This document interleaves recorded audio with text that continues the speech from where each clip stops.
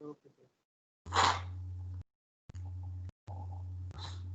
Time complexity is how much time it takes to run the algorithm. तो ये सबसे मतलब important पैरामीटर है, because आजकल की रिसर्च में हमारे पास there are millions of algorithms for subject I am taking like networking और digital communication.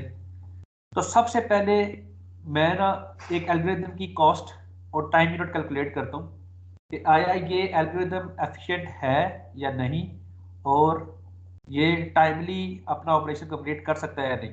So this is a very important thing. Space complexity. Of space complexity is equal to the amount of memory required by an algorithm to run the completion. So it could be the hard space memory, like the sectors memory on your hard disk, or it could be the volatile memory that is being used by the RAM or the graphics.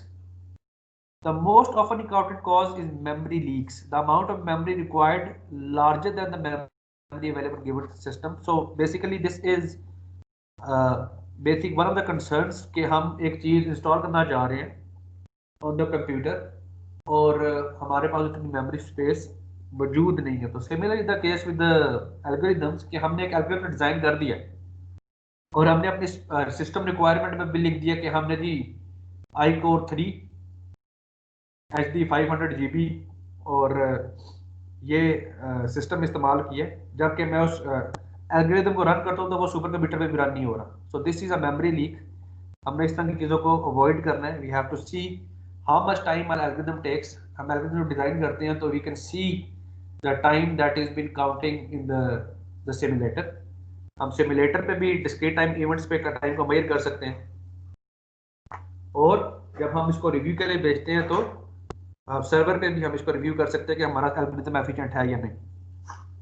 Some algorithms may be more efficient if data completely loaded into the memory। ठीक है। Need to look also at system limitations. ठीक है, system limitations में आप basically क्या देखते हैं कि आपका प्रोसेसर सपोर्टिव है, आपकी विंडोज सपोर्टिव है, ठीक है, इसके अलावा आपकी रैम सपोर्टिव है, आपके पास हार्ड डिस्क उतनी मौजूद है नहीं। So example is classify at 2 GB of text in various categories. Can I afford to load the entire collection? So basically होता क्या है कि कभी कभी हम एल्गोरिथम ऐसे लिखते हैं कि जो कि इनपुट वैल्यूज ले रहे होते हैं डेटा की, और data could be of anything. It could be an Excel file, it could be JPG image, it could be PNP image, it could be EPS images, or anything. So if a file is of 2 GB, we have to see that our system is able to cope up with all the data or not. So this is one of the requirement prerequisites कि हमने ये ऐसे कि जैसे हम gaming की CD खरीदें और ठीक है, हम सबसे पहले सिस्टम रिक्वायरमेंट्स को पढ़ते हैं कि आया हमारे पास जो सिस्टम है वो इस गेम को सपोर्ट करेगा या नहीं करेगा। आजकल तो we can download the games on your mobile phones, लेकिन कुछ अर्सा पहले we have to have certain checks कि हमारे पास जो लैपटॉप है या जो पीसी पड़ा हुआ है घर पे वो सपोर्ट कर रहा है गेमिंग को या नहीं।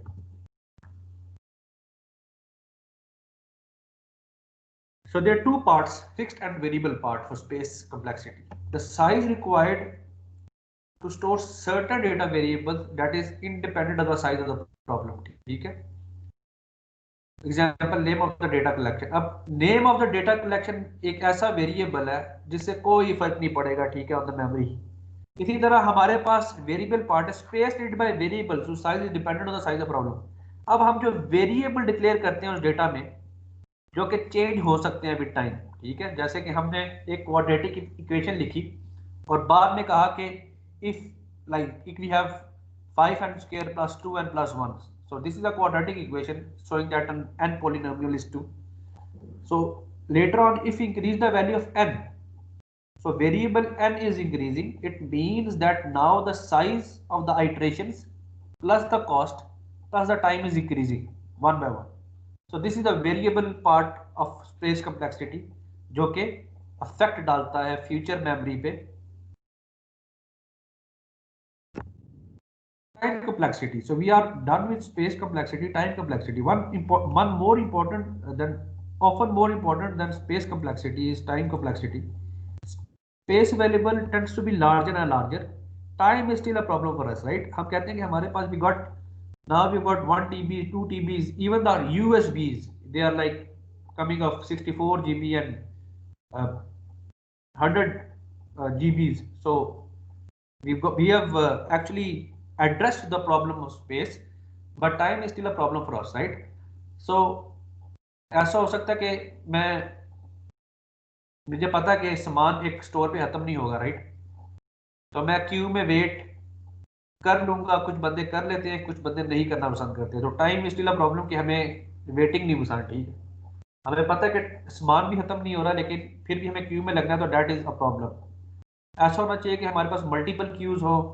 आई go to a shopping mall, मैं I don't waste time, I pay at the counter and I leave, ठीक है? तो इस तरह we can come up with solutions for time complexity. So 3-4 gigahertz processor on the market आज available है, ठीक है? You can see in your PC you got I core 7 with NVIDIA G4 GTX cards, NY sleek series आ चुकी है हमारे पास, ठीक है? We got 10th generation processor right now with Intel Uke and Lenovo and every possible latest technology that is even available. So researchers estimate the computation of various transformations for a single DNA chain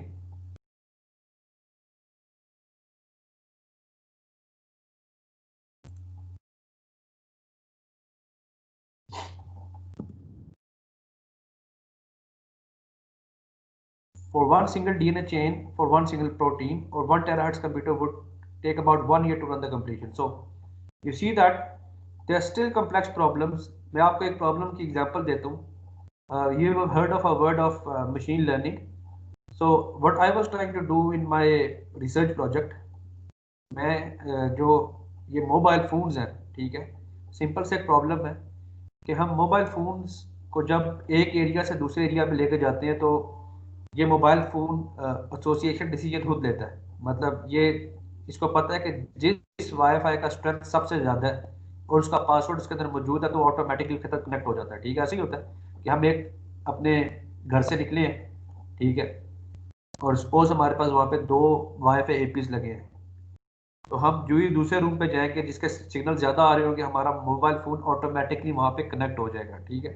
तो I was working on a project के मैं ये चाह रहा था कि ये decision जो है एसोसिएशन का, ये मोबाइल फ़ोन ना ले, ये एक्सेस पॉइंट खुद ले ले। एक्सेस पॉइंट को मैं एपी कहता हूँ, ठीक है? तो this is a very short term for access point. तो उसके लिए I had to have machine learning techniques in AP, क्योंकि हमारे जो ट्रेडिशनल एपीज हैं वो depending upon the RSSI value, मतलब जो रिसीव्ड सिग्नल स्ट्रेंथ इंडिकेटर होता है, ऑन बेस ऑफ दैट वो डिसीजन लेते हैं। लेकिन जब मैंने उसको अंदर मशीन लर्निंग इंप्लीमेंट करनी है, सबसे पहले मैंने उसका मैथमेटिकल एनालिसिस करना है, फिर उसको सिमुलेशन में रन करना है, फिर उसका एमुलेटर बनाना है, उसके बाद उसको मैंने टेस्ट बेड पे लेके जाना है।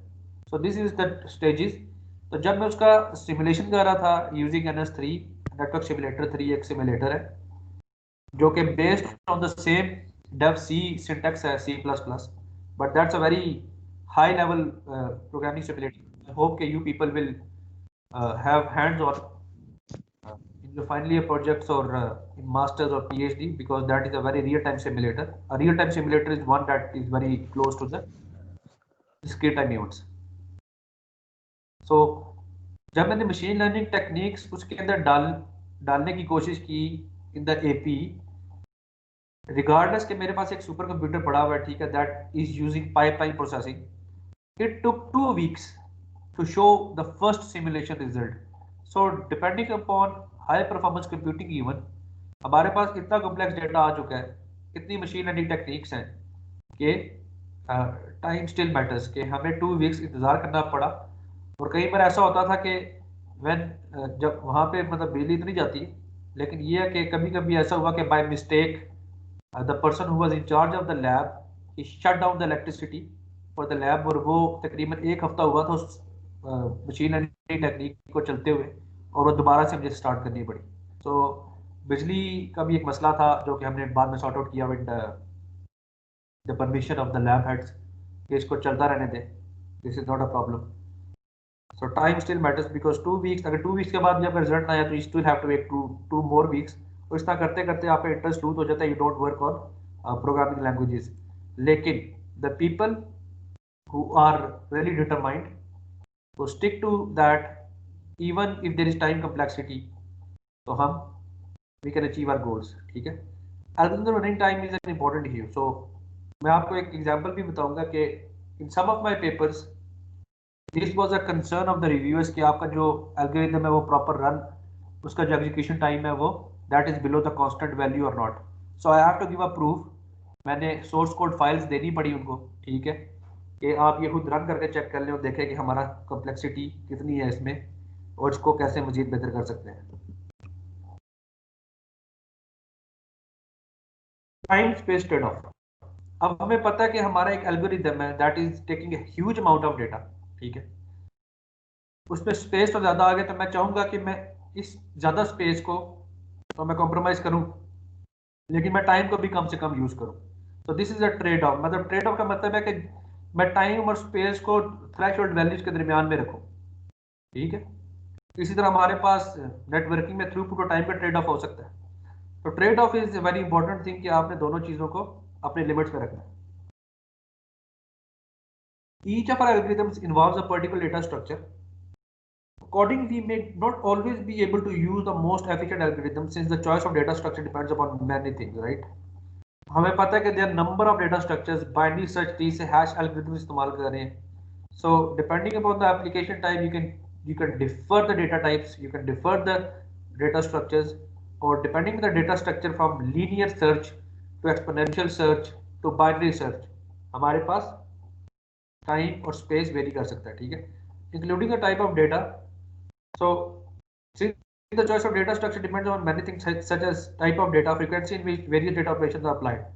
अब some applications ये होती हैं कि हम डेटा सेंटर में बैठे हुए हैं और हमारे पास जो डेटा ऑपरेशन है दे आर मतलब numerous, we can not count them. और कुछ ऐसी ऑपरेशन है जैसे कि हम किसी ऑफिस में बैठे हुए हैं तो हमारे पास एक बच्चा अपना डीएमसी लेके आता है या कोई बच्चा समझ नहीं आता है, तो that is like very often. So depending upon which scenario we are, the frequency of the data input also matters. Sometimes the choice of data structure involves a time-space trade-off. That is, by increasing the amount of space for storing the data, one may be able to reduce the time. जैसे कि मैंने आपको बताया कि if the space is increased, we can reduce the time, or if the time is increased, we can reduce the space. So we have to have a trade-off so that our algorithm works efficiently.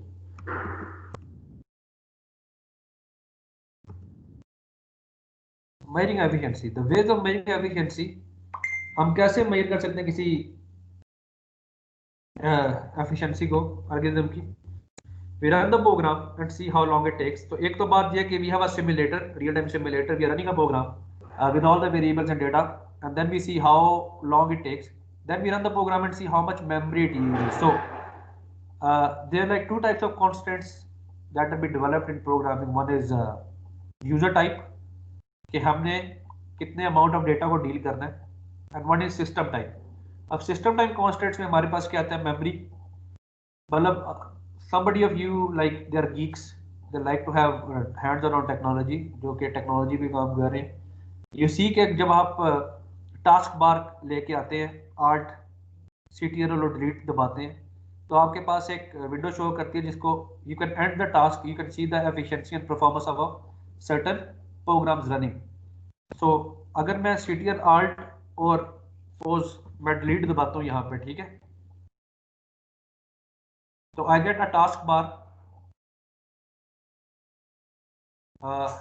Let me do that. So everybody can see the taskbar, right?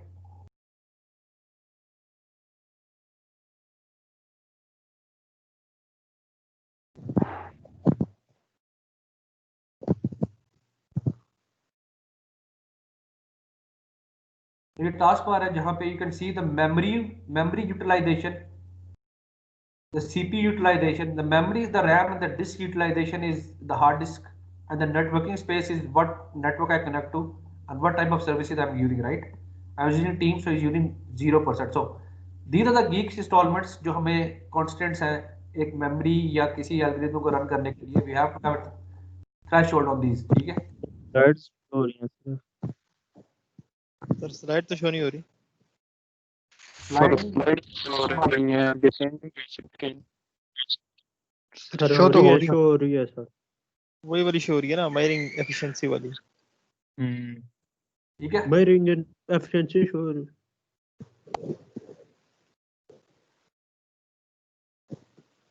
आप में से किसी ने आज तक task bar को use किया, ये बताओ मुझे।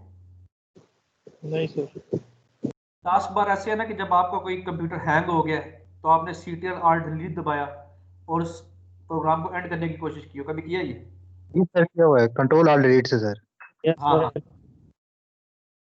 तो जब कंट्रोल Alt डिलीट दबाते हैं तो आपके पास मेमोरी, CPU और हार्ड डिस्क की रिक्वायरमेंट आती है, ठीक है, मैं उसके बारे में बात कर रहा था। ठीक है, so there are lot of variables to yes sir. control.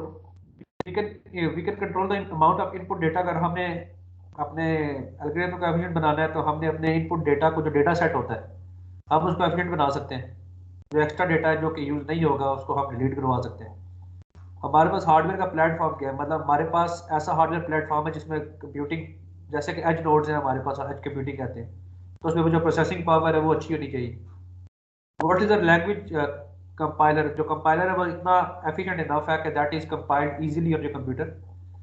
Just because one program is faster than other right now means it will always be faster. It doesn't mean that, क्योंकि with the time the variables change in a program, और क्या पता है एक programme जो अभी faster है बाद में आके स्लो हो जाए, depending upon the memory constants. तो हमने सारी कॉन्स्टेंट्स को मद्देनजर रखना है, ठीक है। So we want to achieve platform independence, कि हमारे पास जो भी प्लेटफॉर्म हो उसके बरअक्स हम एक ऐसा एफिशिएंट एल्गोरिथम बना सकें। So we use an abstract machine that uses steps of time and units of memory instead of seconds or bytes. So we measure the efficiency using the steps of time and units of memory instead of seconds or bytes. So we are not using the frequency of the CPU cycles. We are using the steps of memory, right? Steps of time and units of memory right now. So each elementary operation takes one step, and मतलब कि हमारे पास कोई भी loop है या कोई programming function है तो that will take one step. Iteration को कहते हैं एक step. One iteration is equal to one step, ठीक है। Two iteration is equal to two step. So each elementary instance occupies one unit of memory. Suppose I've got a analysis of time complexity.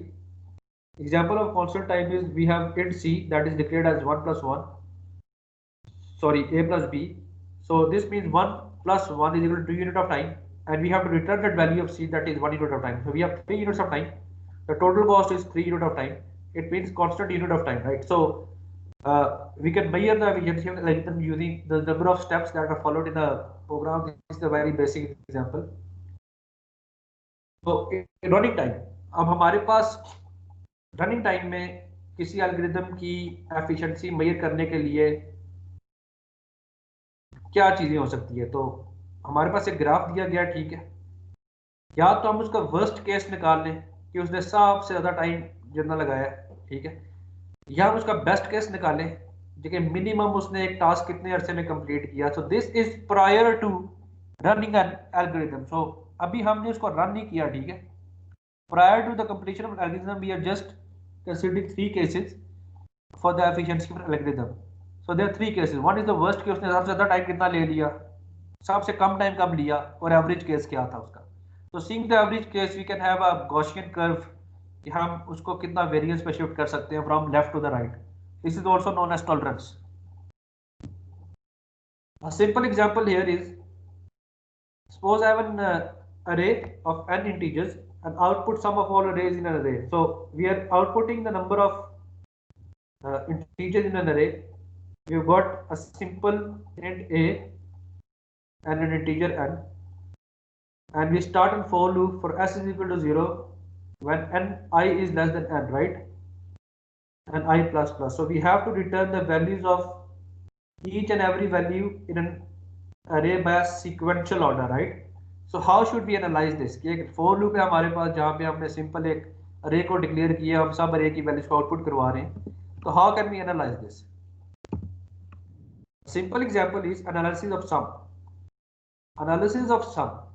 Describe the size of input in terms of one or more parameters, ठीक है। Input to sum is an array of n ints, so size is n. So we are using an n maximum value, ठीक है, for a for loop. As you can see here, this is the maximum declared value. So we can see that n time run होगा तो we'll choose one value for n, right? Secondly, then count how many steps are used for an input of that size. A step is an elementary operation such as, अब step क्या हो सकता है कि उसको कितनी बार उसको sum किया है, कितनी बार उसका result return किया है, कितनी बार iteration हुई है. तो this is the second way of counting it. तो analysis हम कैसे करेंगे sum का? वो हम ऐसे करेंगे, देखो कि जब हमने integer s equal to 0 declare किया, this was one step, right? The second step was this int I is equal to 0, right? अब ये वो स्टेप्स है जो एक बार एग्जीक्यूट होंगे. सिमिलरली रिटर्न एस, ठीक है. अब ये एक बार हुआ, ठीक है.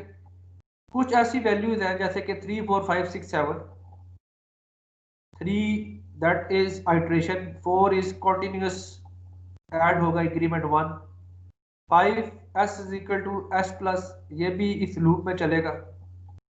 प्लस भी तब तक चलेगा जब तक एन की वैल्यू अचीव नहीं होती है, ठीक है. तो we can sum the analysis like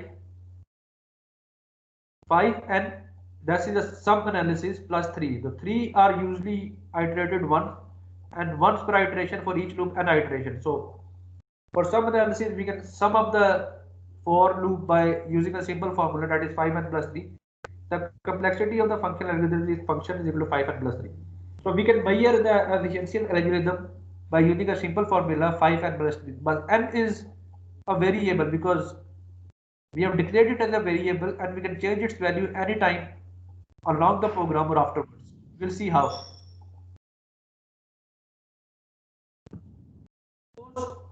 How 5n plus 3 grow. तो हमारे पास एक फंक्शन आया था एक एल्गोरिथम का, that was 5n plus 3. So it means that if I increase the value of n to 10, we get 53 steps by putting that into the formula. If I have n value 100, we get 503 steps. So depending upon the value of n, our algorithm grows. हमारे पास जो steps हैं वो increase कर जाते हैं. So as n grows, the number of steps grow in linear proportion for n for this sum function. So there are different sum functions for different algorithms, and depending upon the number of the variables used, हमें अपने algorithm की efficiency पता चल सकती है.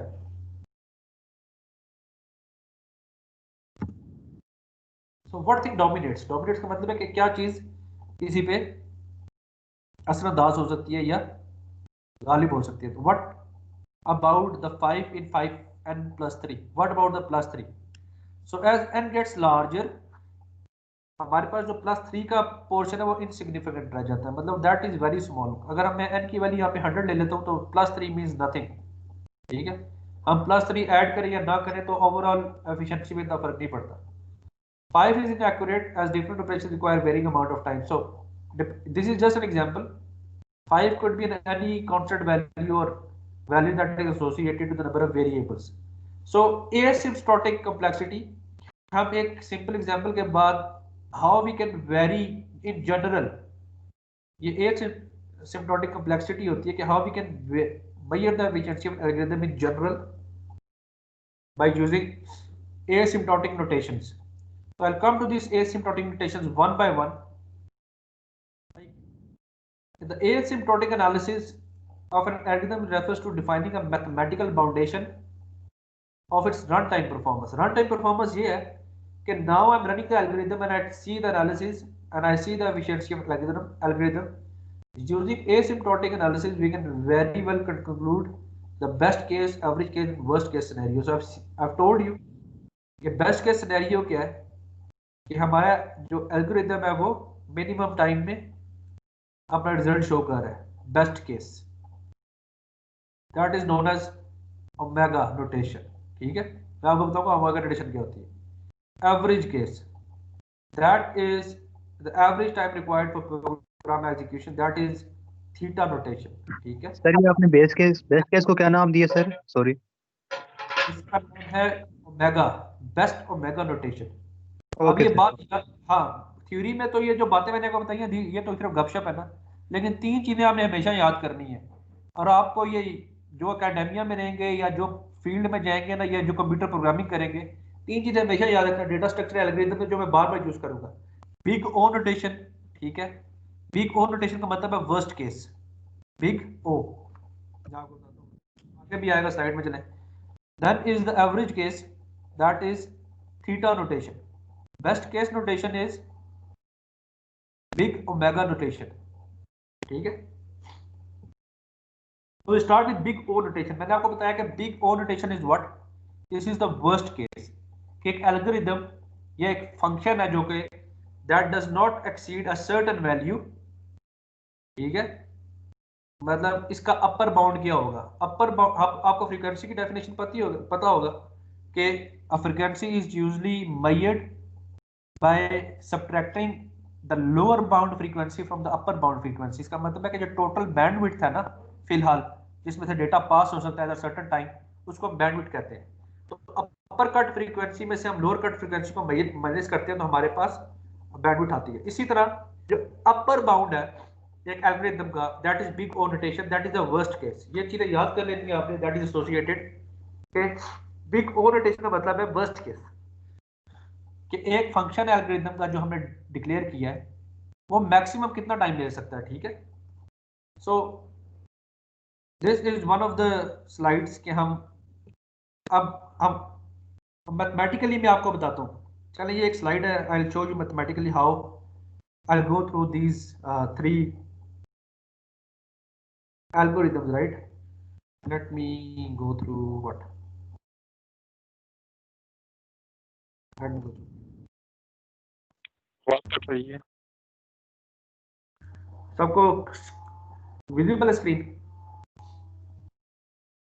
Sir comparing function वाली side.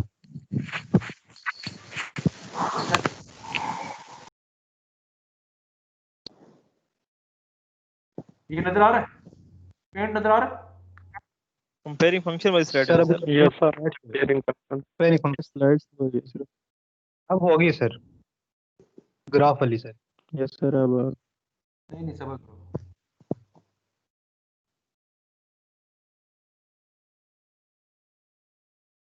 Sir अब हो रही है बिग ओ नोटेशन। समझ लो।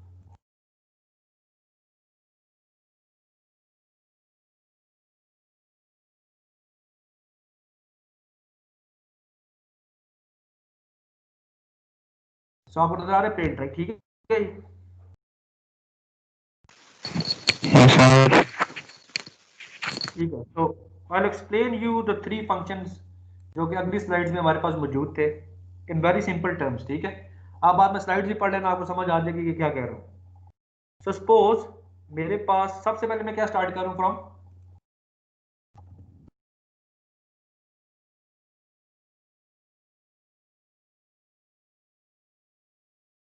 हमारे पास एक एल्गोरिथम है जिसकी एफिशिएंसी मैंने मेजर करनी है, ठीक है। और उसकी एफिशिएंसी मैं मेजर कर रहा हूँ इन टर्म्स ऑफ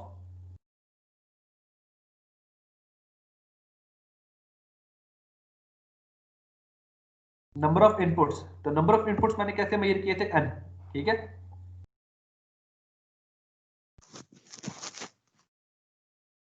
इसी तरीके से I find the number of input with respect to time. So मेरे पास कार्टेशियन कोऑर्डिनेट सिस्टम पे हमारे पास एक 2 वेरिएबल्स है, नंबर ऑफ इनपुट्स और टाइम, ठीक है। और I start with the worst case. Suppose मेरे पास एक ग्राफ है function of fn that is something like this. So this is what f of n, right? जिसको नजर ना आ रहा हूँ निपटा सकते हो। तो वर्स्ट केस सिनेरियो क्या हो सकता है कि this function does not exceed a certain upper bound, ठीक है। तो मैं बार बार आपको इसको अपर बाउंड से जाहिर करवा रहा हूँ कि what is an bigger notation that is an upper bound, कि एक ये फंक्शन है कि after certain values of n ये एक अपर बाउंड को एक्सीड ना कर पाए, ठीक है। So I think that could be n like this, जिसको मैं कहूंगा O g of n, right. Sir sorry, upper bound क्या होता है? समझ नहीं आई, कैसे बताएं क्या बोला यार अपर बाउंड का मतलब ये है कि हमारे पास दो लिमिटेशंस है, ठीक है। मैंने आपको रिस्ट्रिक्ट कर दी है कि आपके नंबर या तो 50 होंगे, ठीक है, या मिनिमम 20 होंगे। तो इसका मतलब ये है कि अब आपके नंबर 50 से एक्सीड नहीं कर सकते, ठीक है, आउट ऑफ 50 आ सकते हैं। और मिनिमम वैल्यू आपकी क्या हो सकती है, वो 20 से 19 नहीं हो सकते। और अपर बाउंड का मतलब है कि वो ये जो फंक्शन है मेरे पास ओरिजिनल, जो मेरे पास एफिशिएंसी का फंक्शन जो कि मैंने आपको पहले बताया था अभी थोड़ी देर पहले, जो कि 5n+3 आया, ठीक है, डिपेंडिंग अपॉन के मेरे पास क्या लूप था, ये फंक्शन एक अपर बाउंड को एक्सीड ना करे। अपर बाउंड का मतलब ये है कि मैक्सिमम एक एल्गोरिथम कितना टाइम लेगा अपना रिजल्ट शो करने के लिए, ठीक है। तो हम एफिशिएंसी फाइंड करें किसकी, एल्गोरिथम्स की। बात समझेगी अब? ओके। हाँ जी। तो हम सिंपली बिग ओ नोटेशन को ऐसे लिखते हैं, function of f n is equal to O g of n, right? This is the mathematical term to write the big O notation, but we know that f of n is less than equal to c g of n, right? अब what is c? मैं आपको बताता हूँ what is c. c is usually something that is greater than 0, right? Because हमें ये पता है कि ये जो फंक्शन है g of n, ये c g of n जिसको मैंने लिखा है ओमेगा को निकाल के with the constant variable c, this is greater then this, ठीक है। और हमें ये पता है कि हमारा जो ये फंक्शन है ये कभी भी g of n को एक्सीड नहीं कर सकता, ठीक है। This is an upper bound. तो मैं आपको इसकी एग्जांपल ऐसे भी दे सकता हूं कि c is always greater than 0। c greater than 0 होगा तो हमारे पास ये टर्म सेटिस्फाई होगी, ठीक है, कि मैं इसको किसी ऐसे कांस्टेंट के साथ मल्टीप्लाई करूंगा that is a positive number, ठीक है। और यहाँ पे आई डिक्लेयर कि आफ्टर दिस एन वैल्यू, ये नंबर ऑफ इनपुट्स है ना, तो स्टार्ट की वैल्यूज में आप देख सकते हो कि ये ग्राफ आपस में कोइंसाइड कर रहे हैं, लेकिन after this value can be n is equal to n naught. After this n is equal to n naught value हमारे पास CGN का जो ग्राफ है that is exceeding its original graph. So I can see here that n naught is also greater than equal to 1, ठीक है। हम इसको ऐसे भी कह सकते हैं कि जो n नॉट की वैल्यू है that is greater than equal to 1 always, it can not be 0। यहाँ के केस में it could be 5, it could be 6, depending upon whatever the case is, right. So you can see the notepad, right?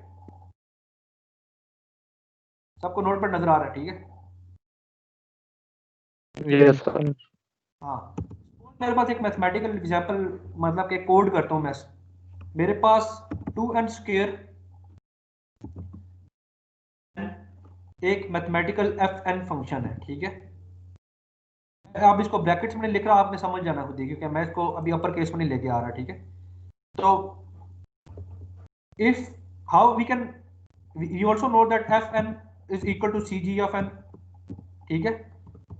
तो fn is equal to 2n² plus n, and that is usually less than equal to, अब यहाँ पे c की value क्या हो सकती है, constant, जिससे वैल्यू सेटिस्फाई, हमें पता है यहाँ पे 2 है एंड दैट इज 1, ठीक है। So the minimum value of this function could be 3, ठीक है, कि मैं c को ऐसे चूज करूं डिपेंडिंग अपॉन कि वो क्लोजेस्ट मैच भी आए और क्लोजेस्ट हाईएस्ट वैल्यू भी आए।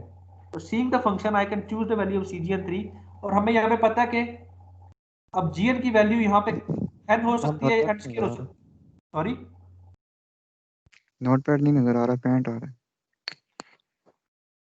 नोट पैड नहीं नजर आ रहा। ना सर। No sir. वही पुरानी वाली स्लाइड नजर आ रही है। ठीक।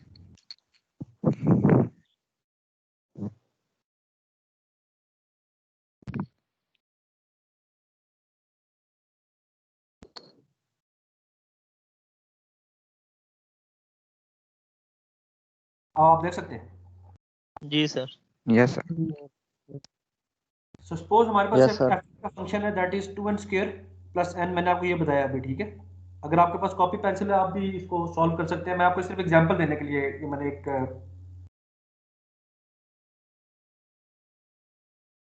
हमारे पास अभी हमने डिक्लेयर किया fn is equal to cgn, ठीक है, फॉर द ओ नोटेशन या अपर बाउंड या वर्स्ट केस के लिए, ठीक है। So I am also using big O notation for first case. So similarly मैंने c की वैल्यू चूज की by using all the constant terms here, that was 3। तो minimum 3 could be the value of c के जो हम worst case में ले सकते हैं। और हम n की वैल्यू क्या ले चूज कर सकते हैं, n या n स्क्वायर में से। इट कुड बी n या n स्क्वायर, मतलब इनमें से बड़ी वैल्यू कौन सी है, obviously n square. So this is the value of cgn. So if I want to solve this, I'll take 2 and 2 by there. I get n is less than equal to n square.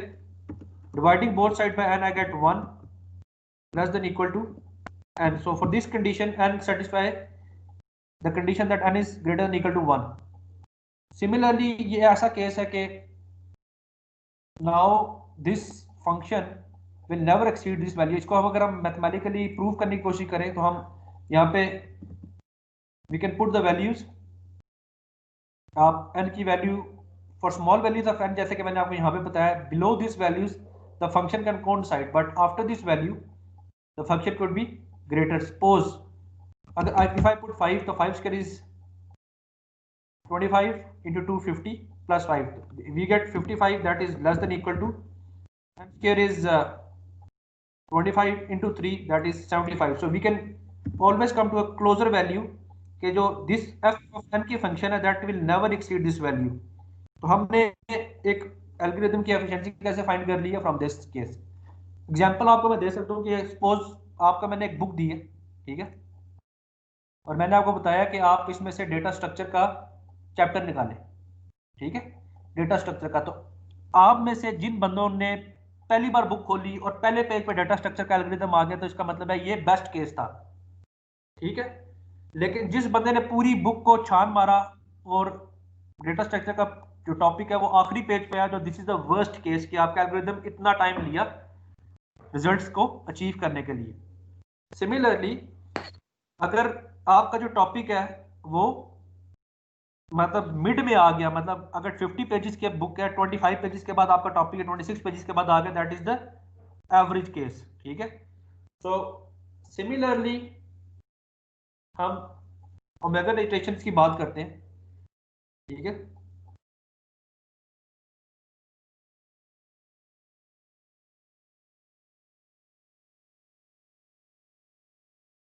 ठीक है, you can see the big notation, मैंने कोई example दी है, you can use any example you want to, ठीक है। आपको नजर आ रही है स्क्रीन, ठीक है सबको?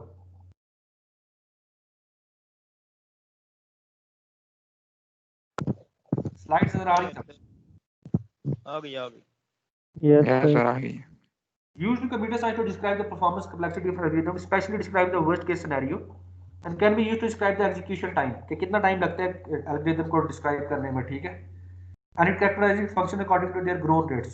Different function with same growth rate may be represented using the same O notation. तो मैंने आपको O notation के बारे में बताया कि how can it be replaced by the C function. Similarly, the omega notation, तो notation omega n is the formal way to express the lower bound. अब lower bound को चेक करने के लिए या best case को चेक करने के लिए we have omega notation.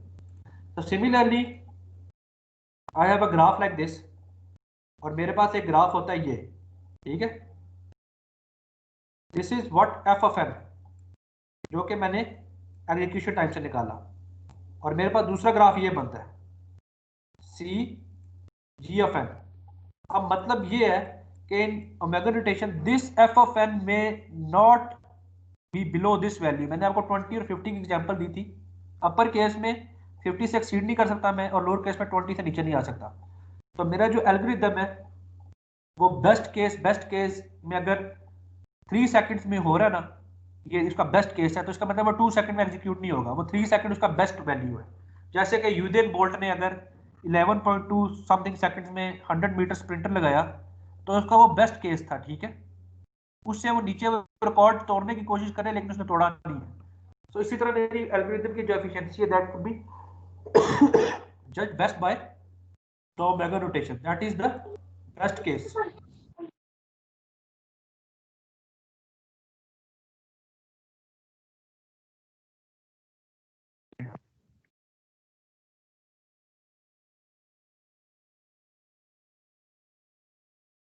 हो गया।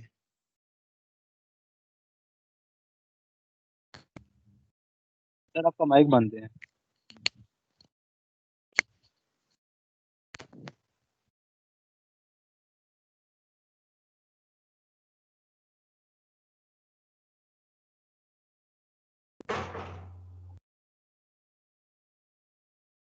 आवाज आ रही है? Yes sir. Yes sir. Sir आ रही। So similarly I took example of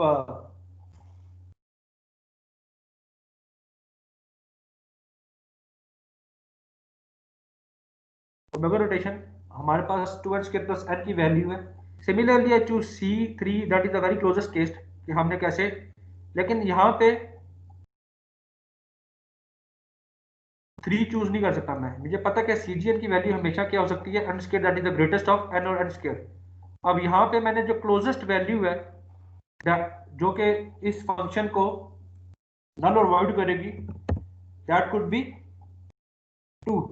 so I can put and see the values of n. हमारे पास क्या वैल्यू आती है. So this could be this would be the 50th value. Similarly we can just choose the best values according to the scenarios. हम देख सकते हैं कि हमारा जो एल्गोरिथम है वो मैक्सिमम कितना टाइम ले सकता है और मिनिमम कितना टाइम ले सकता है. सो इन दोनों के दरमियान में हमारे पास आता है the theta notation. Theta notation is the average value. ये जो हमारा एफ ऑफ एन है वो आवाज CG कट रही है sheet to, sir. Sorry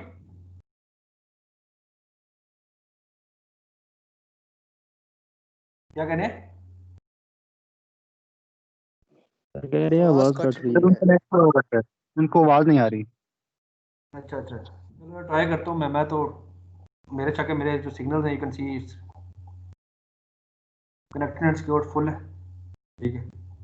sir university का डेटा सर नेटवर्क प्रॉब्लम है ना सर, वो तेज तेज बोलते हैं जिसकी वजह से आवाज कट जाती अच्छा, तेज बोलने से आवाज कट रही है. सर यहाँ पे बारिशें हुई हैं तो उसकी वजह से नेटवर्क नहीं ठीक है। चलो, इस दुनिया में इतनी प्रॉब्लम है ना, प्रॉब्लम अपने पास रखा करो, कोई सोल्यूशन भी बताया करो किसी चीज. चलो कोई नहीं सर, थोड़ा टाइम रहेगा. बोलते हैं रूम में भी सर वो नॉइस है बहुत ज्यादा, समझ ही नहीं चलो आ कोई रही है। ठीक है, सबको मौका मिल गया है, टेंशन ना लो. तो मैं आपको ये बता रहा हूँ कि जो थीटा नोटेशन है, आवाज क्लियर है? है। Yes sir. हाँ, थीटा नोटेशन में क्या होगा कि Yes, जो हमारा sir. जो एफ ऑफ एन जो फंक्शन है that will lie in between two functions C2 G2 of n और C1 G2 ऑफ n, यानी कि f of n will be greater than C2 G2 of n and less then.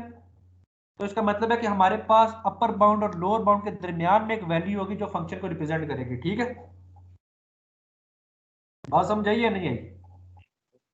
Ji sir. Medical notations और examples आप yes इसकी sir. देख सकते हैं. You can see YouTube, you can see Google if you want to. 3 बस basic बातें ये बतानी थी कि आपके पास बिग ओ, बिग ओमेगा और थीटा नोटेशन क्या होती है. ठीक है, तो आई थिंक विल क्लास हम इसको एंड करते हैं यहाँ पे. Will come tomorrow with a new topic. कोई क्वेश्चंस हो तो you can ask me. Thank you sir. No sir, question okay कोई नहीं सर, सर। अल्लाह हाफिज। सर थोड़ा करेंगे तो इंशाल्लाह हुआ हम आपसे पूछ लेंगे। Okay okay, thank you very much. Sir एक रिक्वेस्ट थी सर। हाँ क्या रिक्वेस्ट है, हाँ बोल. जल्दी में थे. यही तुम लोगों की जो बकबक होती है ना कि सर की समझ नहीं आती, मैं यही कह रहा था सर को तो सर लेक्चर थोड़ा लेकिन स्लो डिलीट किया करें तो सारी बातें करते हैं ग्रुप में कि समझ नहीं आती है तो अरे मुझे समझ आ जाती है क्योंकि मैं बहुत तेज बोलता हूँ ना। हाँ हाँ. हाँ, हमें तो आ जाती इधर भी इरा नेट का बहुत मसला है ना, बहुत मसला है इधर नेट का। है. ये नेटवर्क कौन कैसे चलता है यूनिवर्सिटी कौन सा बोले? शेर खान साहब आए हैं. में इसके सारे जो पहुंचो हमजा की बर्थडे तुम लोगों को पता ही है। बच्चों किस किस को समझ आई? इसकी यार आज मैंने ये था समझ में क्या मुझे आई है थोड़ी मनसुख थोड़ी भाई समझ, बात इतनी ज्यादा नहीं आई। ये क्या करे? मनसुख भाई जी जो सैम बोल्ट का वर्ल्ड रिकॉर्ड था 9.85 है 58 सेकंड 11 नहीं था। हाँ मैं जी समझा जी नहीं। सर। अकबर भाई बात सुने, अकबर भाई ये तो बात सुनना जरा। चुप सारे चुप। अतीक मुझे तो समझ हाँ नहीं जी आ क्या क्या पढ़ा रहे हैं सर। ओए अतीक रजिस्टर सीएस वो प्रैक्टिस में नोट किया और इसने कॉल डिफरेंट। ओए अतीक क्या बोल रहे हैं मुझे बे? पिक्स वगैरह खींच के भेज दें। मैं कह रहा हूँ रजिस्टर पे जो नोट किए हैं ना बे।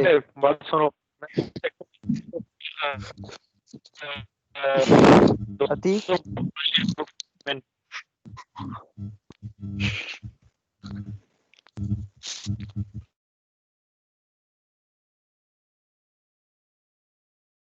सुन ले 1 मिनट।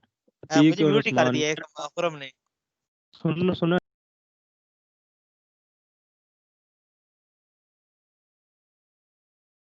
आखिर हम बोलना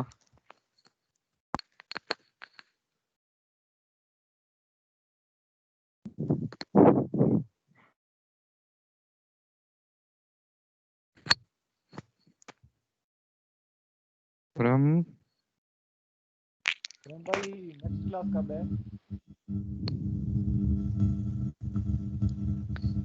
खुरम म्यूट हो गया, सारा म्यूट हो गया। यार शोएब, जी जी यार ये उर्दू टाइपिंग के लिए कौन सा सॉफ्टवेयर वो होता है? इन पेज होता है या किस पे करते होते हैं? इन इन पेज इन पेज पे। जी जी तो उसका लेटेस्ट वर्जन रहा वो मैंने गेट इनटू पीसी पे देखा था, उधर 2011 का आ रहा है। नहीं 2030 का भी है। 30 का है। बट साहब आप कौन सा इंटरनेट यूज करते हैं? ये कौन आया रहा 30 का? इसे बोलो ये अपने जरा प्लेनेट से इधर बेसेंड कर दे। ये चाइना वाला इंटरनेट यूज करता है। हाँ इसीलिए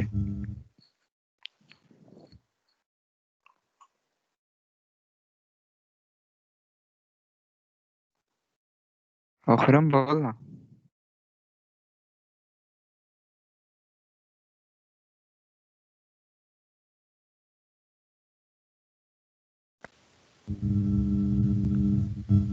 क्या करूं फिर इन पेज का? इन पर डाउनलोड कर लो यार, लिखना ही है आपने, जो कौन मर्जी सा? डाउनलोड करो, नया वर्जन बनाओ, लिखना ही है तुमने, और क्या करना है। ये फ्री है या पेड है? ये फ्री होगा, पेड कहाँ होगा। तो मतलब है गेट इनटू पीसी पे जाने की जरूरत नहीं है। हाँ तुम सारे सर्च करो, आ जाएगा कहीं ना कहीं से। चलो रुको मैं मारता हूं। क्लास कब है नेक्स्ट? मैं आपसे पूछ रहा था। ये तो खुरम पता नहीं क्या कर रहा है।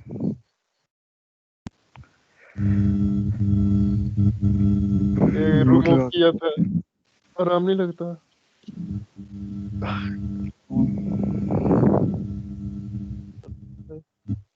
इसका इंटरव्यू वगैरह कुछ नहीं होगा, सिलेक्ट हुए।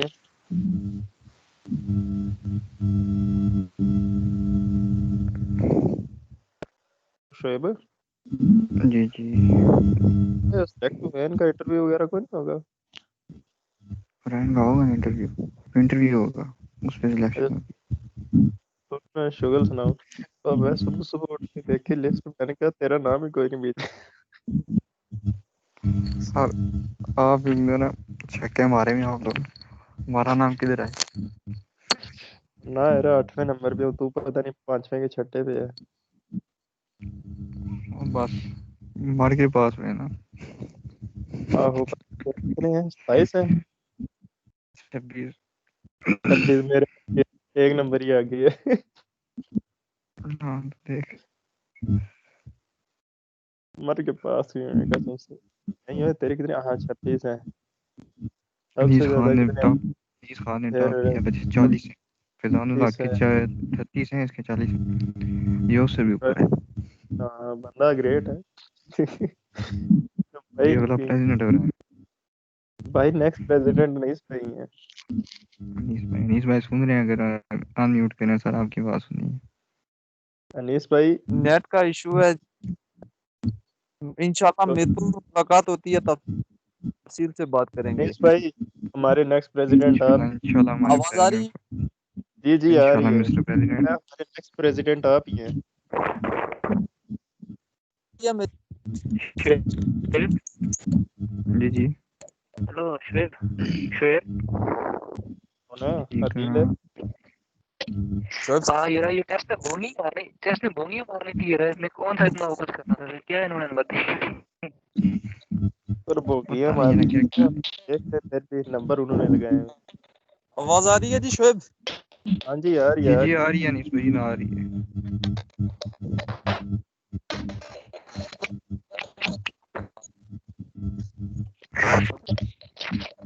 हेलो अभी जी हाँ जी हाँ जी। मैं तुझे अपनी फाइल सेंड करूंगा ना जो मैंने ऊपर की ऊपर ही जरा उसको आपको क्या नहीं कह सेलेक्ट रही हुए। हैं? बंदे बस ऐसे सिलेक्ट हो गए, लिखा शिखा कुछ नहीं है। अदील अहमद है ना यार।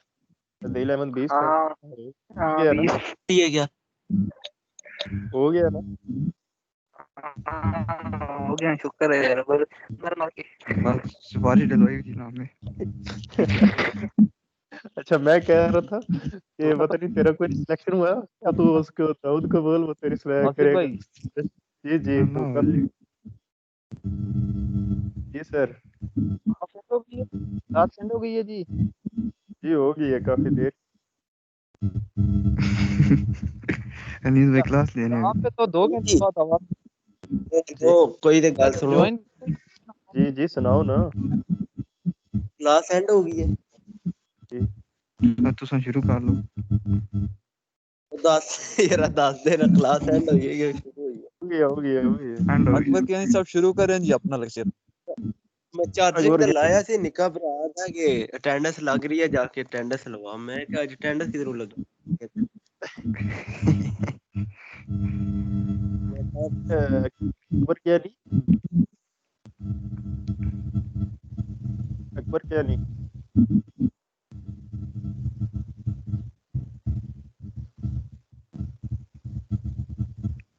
कम्प्लेक्सिटी ऑफ रिकॉर्डिंग नहीं चल रही, माइक नहीं है।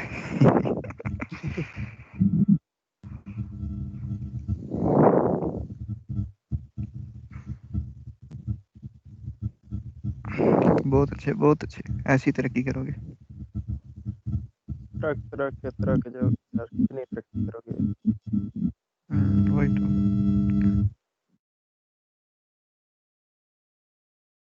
अच्छा ये हाँ ओरायन तो सुन ना। ओरायन जी जी ओरायन है या ओरियन है पता नहीं जो भी है। ये सिर्फ हाँ डिपार्टमेंट की अपनी सोसाइटी है। हाँ इलेक्ट्रिकल की है ना, और की यानी कि फील्ड की होती है ये क्या टू करें इंक्रीज द हमारे प्रोजेक्ट में क्या। हमारे प्रोजेक्ट में क्लियर। नहीं नहीं बस ये इनकी वर्कशॉप होती हैं, और इसके अलावा आपको स्कूल वाले जब विजिट करते हैं इस तरह। जैसे तूने पिछले साल तो क्या लिखा है। दाऊद गया था कोर्ट कोर्ट में। क्या। मैंने कहा तूने फाइनल ईयर प्रोजेक्ट क्या लिखा है। मैंने लिखा था पता नहीं क्या, मैं अंडरग्राउंड इलेक्ट्रिसिटी सिस्टम बनाऊंगा जिससे पूरी दुनिया हिल जाएगी, एक जी तार से बिजली।